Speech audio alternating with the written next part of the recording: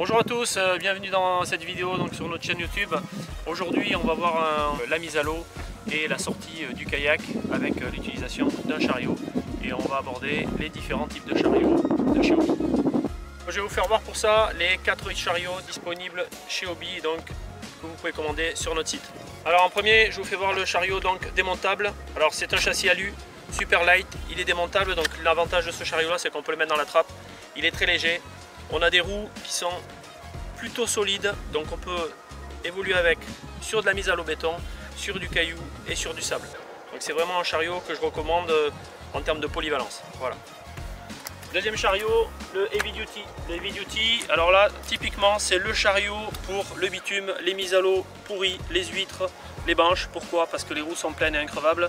Donc ça c'est vraiment, si vous voulez vraiment quelque chose qui soit indestructible, vous passerez partout. Et évidemment sur le bitume ou sur les cales de mise à l'eau en béton, ça roule très facilement. Le 2.0, donc là on arrive sur des roues basse pression. D'accord, donc ça c'est la petite taille des roues basse pression parce qu'il y a deux tailles. Donc ça c'est typiquement le genre de chariot qu'on utilise pour aller dans le sable, où ça passe très bien aussi sur les cailloux, les galets, puisque ça fait un effet amortisseur et évidemment les basses pressions évitent que le kayak s'enfonce dans le sable. Donc c'est vraiment un kayak que je recommande pour les kayaks un peu plus lourds, et dès que vous avez du sable mou, il faut prendre le Hobby Trax 2.0. Donc on va finir par le Hobby Trax 2.30. Donc là on est sur un chariot version XL. Je le recommande pour vraiment les zones qui sont de plage, sable mou, ou éventuellement pour des gros kayaks comme l'Outback, le Pro Angler, vous allez avoir du poids. Souvent les pêcheurs ont tendance à amener beaucoup de leurres, il y a un sondeur, il y a du matériel.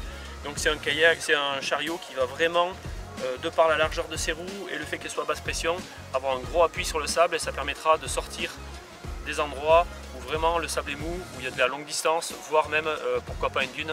Ça passe, ça rend la mise à l'eau et la sortie du bateau faisable, ce qui n'est pas forcément le cas dans le sable avec d'autres types de chariots.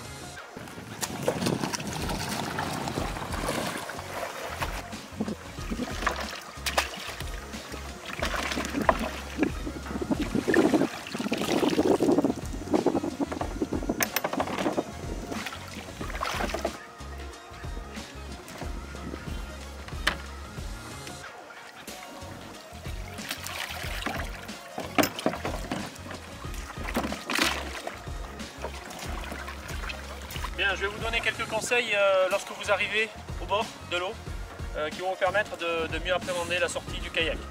Donc première chose à faire lorsqu'on arrive, c'est de venir attacher ici son drive avec l'élastique qui est prévu pour ça. On vient attacher soit autour de la manivelle, soit éventuellement l'élastique, peu importe. Ça vous permet d'avoir vos pales qui sont calées, juste plaquées sous la coque.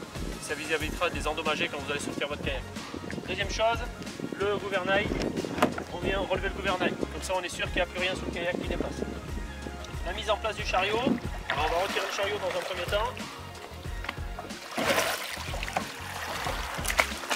Voilà, on n'a plus qu'à le récupérer. Pour la mise en place du chariot, donc on va venir attraper la poignée qui se trouve sous le siège pour un Outback, ou sur le côté pour un Compass. Là, il y a toujours une poignée prévue sur les kayaks Hobby. Pour la prise en main du chariot, ça va être important de le maintenir correctement pour pouvoir présenter ici les deux tubes face aux trous qui sont prévus pour mettre le chariot. Donc on va prendre, en règle générale, ce que je fais c'est que je mets ma main et je tiens ça quasi comme un pistolet en fait.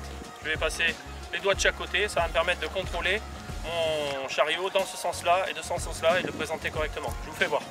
Donc ce que je fais, je me mets quand même de l'eau au moins jusqu'au genou. Ça me permet de ne pas avoir à soulever le poids du kayak, je vais juste l'incliner et je me sers de l'eau. C'est l'eau qui va porter mon kayak.